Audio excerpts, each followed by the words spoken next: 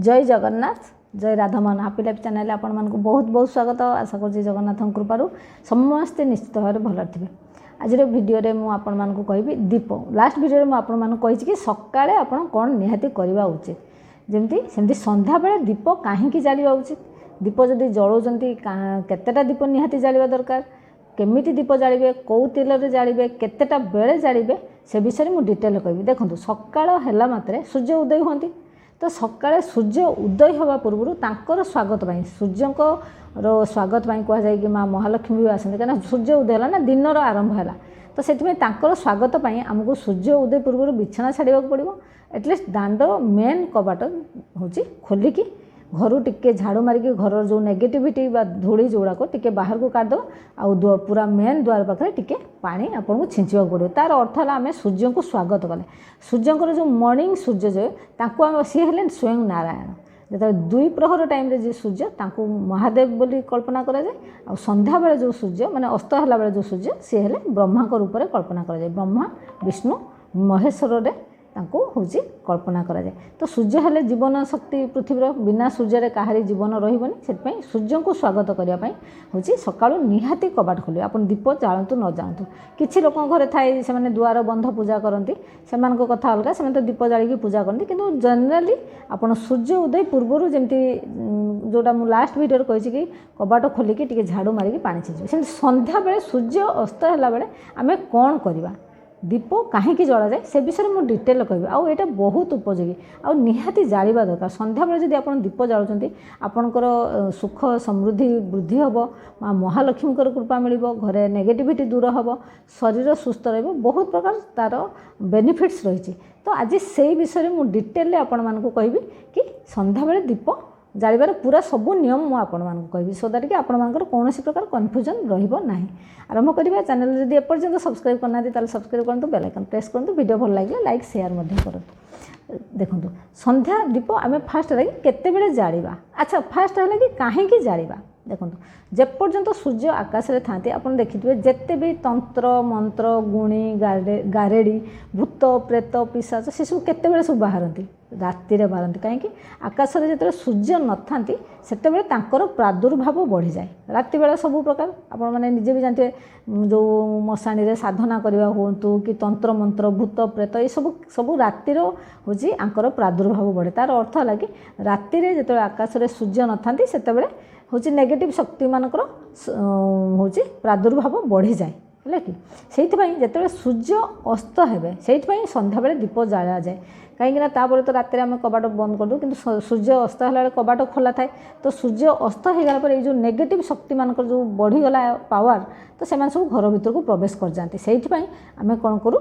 दीप जालू है कि यहाँ तार शास्त्र रही से नेगेटिव शक्ति को दूर रे रखापी दीप जालू आउ से कहुए कि माँ महालक्ष्मी तांकर जो भौणी दरिद्रता सांगे अलक्ष्मी सांगे से बुली आसती जोटी दीप जला होता है माने जो घरे से घर को सी हूँ प्रवेश करती माँ महालक्ष्मी आ जोटी दीप जला न था से तो प्रवेश करती ता बदले दरिद्रता प्रवेश करे किंतु मेन कथा है कि जे नेगेटिविटी जो सूर्य अस्त है जो नेगेटिव शक्ति मानकर प्रादुर्भाव बढ़ी जाए से घरे कबाट भी खोला थाए ना संध्या बेले तो कहीं बंद करना राति आम कबाट बंद कर तो संध्या बेले से दीप जालिबा द्वारा से नेगेटिव शक्ति मानकर प्रवेश हुए ना घर भीतर को। तो आप दीप केते बेले जालिबे दीप प्रथम है कि सूर्य अस्त जो होती तो गोटे पर्टिकुलर टाइम नहीं ना खरा दिने लेट रे अस्त होती शीत दिने जल्दी अस्त होती तो आपन को जना जीवो कैलेंडर रे बाहर सपोज 5:30 सूर्य अस्त होती तो आपड़ 5:30 5:40 भितर संध्या देदेवे अंधार हाँपाई वेट करें बहुत जगह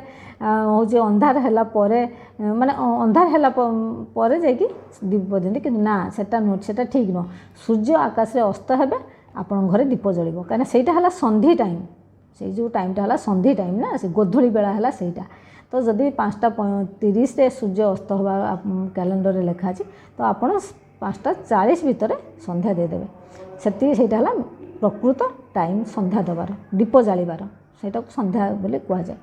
कौटी कौटी दीप जालिबे गोटे 3टा दीप तो निहाती जालिबे गोटे है ठाकुरंक पाखरे है जोटा ईशान कोण कहते सेठी गोटे है तुलसी माँ वृंदावंती को पाखरे आ गोटे है घर मेन कबाट द्वार मुहर दांड द्वार रे आपण निहाती जाले जो पटे माने मेन एंट्रांस आपणकर दांड द्वार आप दीप जालिबे ତିନିଟା ନିହାତି।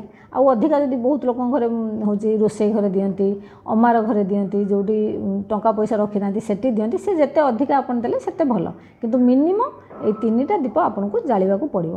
କେଉଁ ତେଲରେ ଦୀପ ଜାଳିବେ ଦେଖନ୍ତୁ, ଘିଅ ହେଲେ ତ ବହୁତ ଭଲ, କିନ୍ତୁ ପିଓର ହେବା ଦରକାର ଘିଅ। ଆଜିକାଲି ଭେଜାଲ ଘିଅ ବି ମିଳୁଛି। ଭେଜାଲ ଘିଅ ଜାଳିବା ଅପେକ୍ଷା ଆପଣ ଖସା ତେଲ ଆଣିକି ଜାଳନ୍ତୁ, ତା'ର ବହୁତ ଉପକାରିତା ରହିଛି। କାହିଁକିନା କୌଣସି ଜିନିଷ ଭେଜାଲ ଘିଅ ଜାଳିକି କିଛି ଲାଭ ନାହିଁ। ଆପଣ ପଇସା ଖର୍ଚ୍ଚ କରିବେ କିନ୍ତୁ ଆପଣଙ୍କୁ ସେତିକି ହେଉଛି ବେନିଫିଟ୍ସ ମିଳିବନି। ତା ଅପେକ୍ଷା ଖସା ତେଲ ଜାଳିବେ ଯଦି ତା'ର ବେନିଫିଟ୍ସ ଆପଣଙ୍କୁ ମିଳିବ। ଖସା ତେଲରେ ବି ଦୀପ ଜଳାଯାଏ, ହେଲା କି। ତ ଆପଣ ଖସା ତେଲରେ ଜାଳିପାରିବେ, ନହେଲେ ଘିଅରେ ଜାଳିପାରିବେ।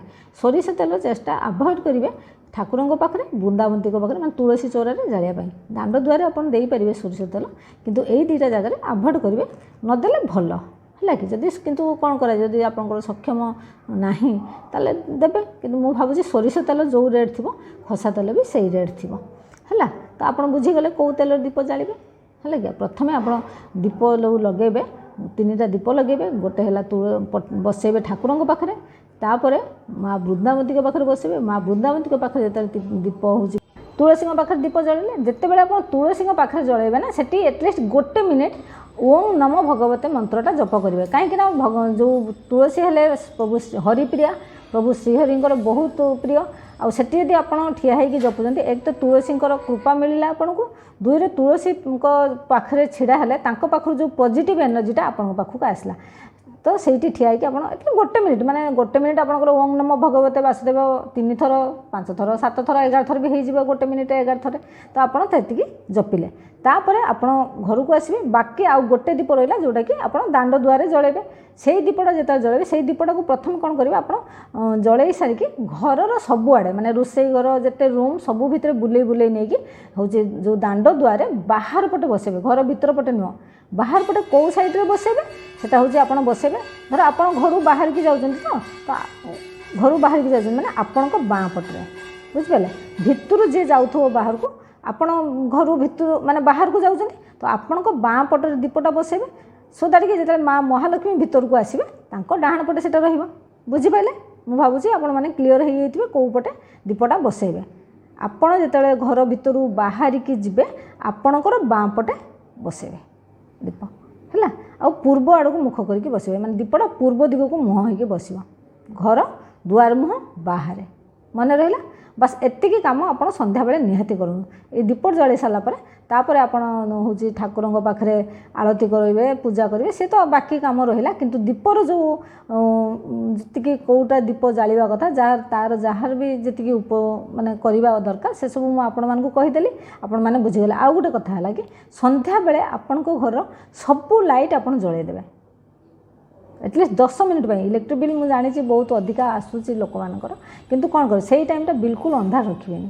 ସବୁ ରୁମ୍ରେ, ରୋଷେଇ ଘରେ, ବେଡ଼ରୁମ୍ରେ, ଯେତେ ଏରିଆ ଆପଣଙ୍କର ଅଛି ସବୁ ଏରିଆକୁ ଆପଣ କଭର୍ କରିକି ଲାଇଟ୍ ଜଳାଇବେ ଆଟଲିଷ୍ଟ 10 ମିନିଟ୍। ତାପରେ ଆପଣ ବନ୍ଦ କରିଦେବେ ସବୁଆଡ଼େ, ହେଲା। ଏତିକି କାମ କରନ୍ତୁ। ଦେଖନ୍ତୁ, ସନ୍ଧ୍ୟାବେଳେ ଦୀପ ଜାଳିବା ଦ୍ୱାରା ଦରିଦ୍ରତା ଦୂର ହୁଏ, ନେଗେଟିଭିଟି ଦୂର ହୁଏ, ବୁଝିପାରିଲେ। ଆଉ ଭଗବାନଙ୍କ କୃପା ମିଳେ, ମା ବୃନ୍ଦାବତୀଙ୍କର କୃପା ମିଳେ।